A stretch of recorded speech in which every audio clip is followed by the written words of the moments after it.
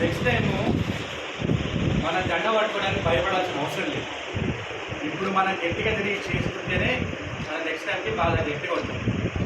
మీరందరూ సపోర్ట్ చేసి గట్టి పరిస్థితుల్లో నాన్నగారిని బాగా ఓట్లు వేయించుకొని ప్రతి ఊరికి తిరిగి ఆయన గుర్తు గ్లాసు అని చెప్పి ఓట్లు వేయించుకొని మనం గెలిపించుకోవాలని కోరుకుంటున్నాం.